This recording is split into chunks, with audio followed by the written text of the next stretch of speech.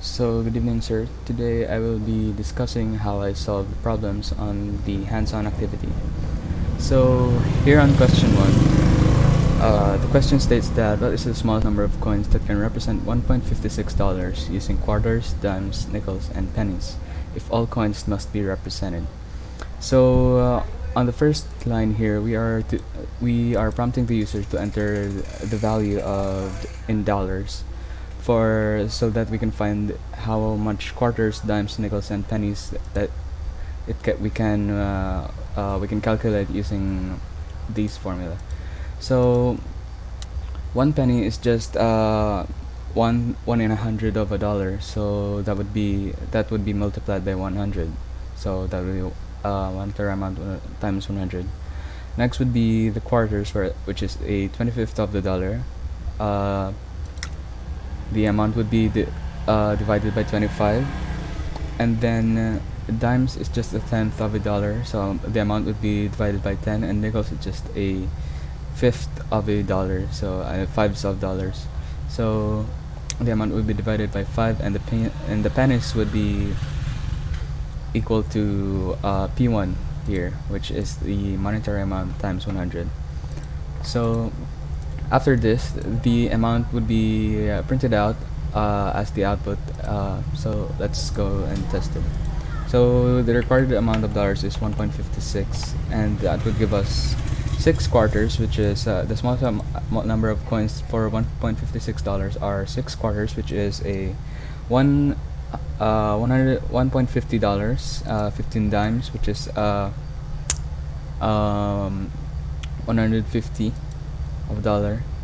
So and 31 nickels is just a 155 of a dollar. So and 156 pennies if all coins must be represented in 1.56 using quarters, dimes, nickels, and pennies.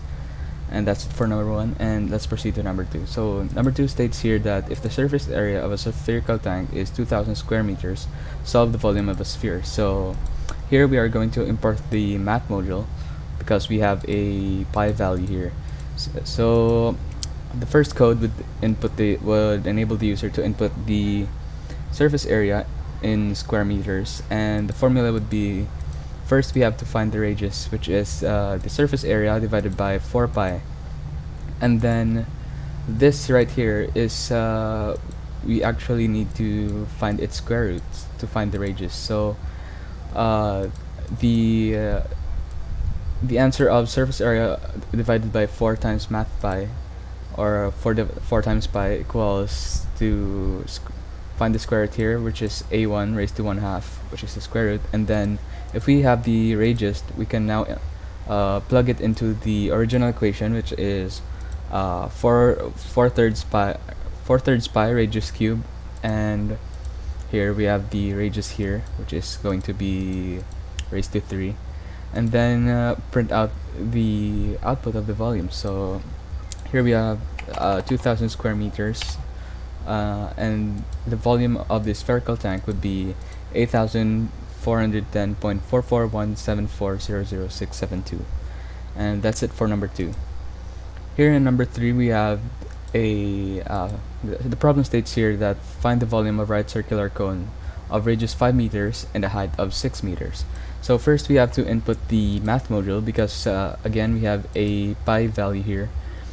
On the first line here we have to, the user will be prompted to enter the radius given, and then the height, and then the formula here, which is here we are going to have a float so that the output would have a decimal points for accuracy. So the formula there is actually very simple. It's just the volume of a cone would be pi times radius squared and multiplied by height over 3. So the output would be like this. So we are to enter the radius, which is 5, the height, which is 6 meters, and the volume of the cone would be 157.08. And that's it for number 4. And I mean number 3. And let's go to number 4, which states that we have to find the volume in cubic meters of an open top box having dimensions of 2000 centimeters by 3000 centimeters and 50 centimeters. So here we have to let the user enter the length, the width, and the height. So the first three here are the values which we are going to use. So the length would be divided by 100 because 1 centimeter is equal to 100. 1 centimeter is going to be converted into meters. So we have to divide the value of the length here over 100. Same with width and height, so that the output would be in cubic meters. So the formula would be very simple. It's just length times width times height because that's the formula of volume. And let's try what the output would look like. So the length here would be 200, the width would be 300, and the height would be 50. So the answer would be 3.0. The cubic meter is 3.0 in volume. So that's it for number 4. Let's proceed to number 5. And the question here is: a car accelerated from rest and reached the top speed of 120 miles per hour in 10 seconds. So we are asked to solve the acceleration of the car in kilometer hour squared. So the first line here is which would enable the user to input the initial velocity of the car, and the next would be the final velocity, which is initial velocity is just 0 because it started from rest, and the final velocity would be 120, and the time would be converted into seconds. So the time would be 10 seconds, and the formula of acceleration would be final velocity minus initial velocity divided by time. So if we have the answer here, the answer is still in miles per hour, so we need to convert it into kilometers per hour. So we have to multiply the answer of the acceleration in miles per hour to 1.6093 to have it in kilometers per hour, and then square it so that the answer would be in kilometer hour squared. So here print acceleration, and the percent 2f here would be the number of decimal places. So let's test it out. So the initial velocity from rest would be 0, the final velocity 120 in 10 seconds, yeah. So here we have the answer 372.94 kilometers per hour. So that's it for number 5. And then for number 6, we are asked to the question states that a body is dropped from a building and reached the ground in 8 seconds. What is the height of the building, and what is the velocity of the body as it hits the ground? So here the first line would be the only thing we need here is time, because the formula for the height would be 1/2 8d squared. So here we have a gravity which value is 9.81 meters per second, and height would be 1/2 times gt squared, or gravity multiplied by time. And here this will be the formula for the velocity, with this gravity multiplied by time, because as the body falls down, its velocity would be doubled in each second. So that would be gravity times time. And the print would be first the height of the building, and the following would be the velocity of the body as it hits the ground. So here we're going to test it. Enter the time in seconds. So we are given 8 seconds, and that would give us the answer right away, which is 313.92 meters. That would be the height of the building, and the velocity of the body as it hit the ground would be 78.48 meters per second. So here we have another question on question 7, which states that we have to find the limit of x squared minus 25 over x minus 5 as x approaches 5. So first would be we have to enter the user has to enter the value of x, or where it approaches, and then x would be what the user have input. So here we have first the value would be replaced in x, and that would be minus by 25, because here x squared minus 25, so the value would be squared and then subtracted by 25. That would be for the numerator, and for the denominator, which is x minus 5, and then both the numerator and the denominator would be divided to get the final answer. But let's test it out. So we are given here x approaches 5. So the answer, the output would be an error, zero division error, because x must not equal 5, because 5 squared minus 25 is 0, and 5 minus 5 is 0, which is 0 over 0, which is undefined. Even if we input it in the calculator, we are to get an answer of a syntax error.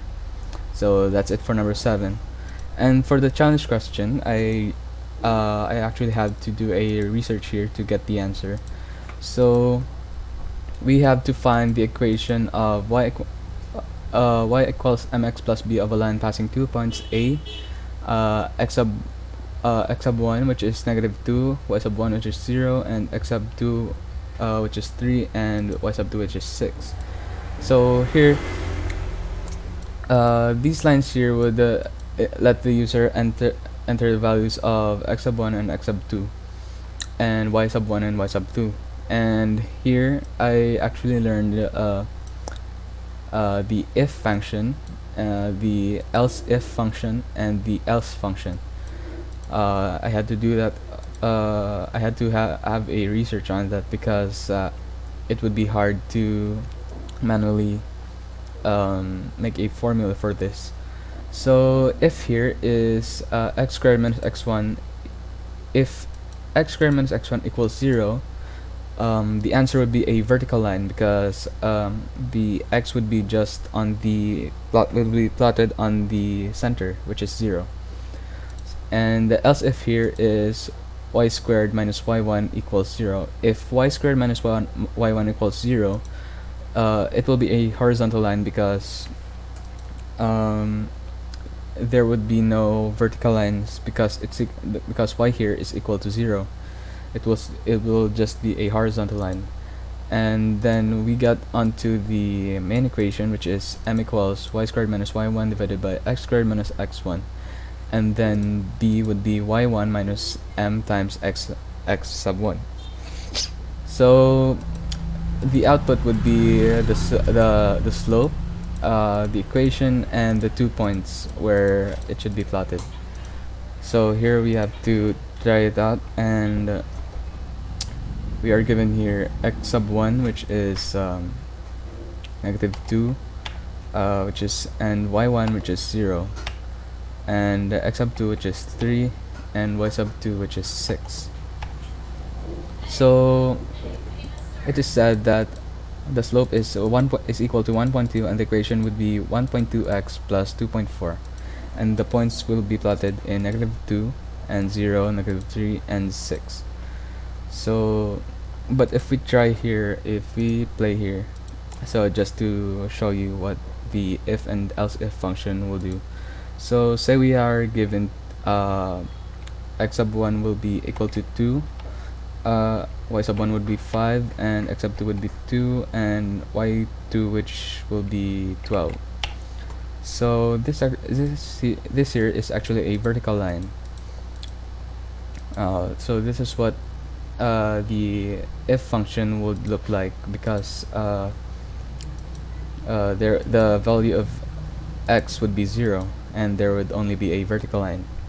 So what a horizontal line would look like, say we are given a x sub 1 would be 5, y sub 1 would be 3, x sub 2 would be 2, and y sub 2 would be 3. So this here is a horizontal line, and the equation would be y equals 3, and the 2 points would be 5, 3, and 2, 3.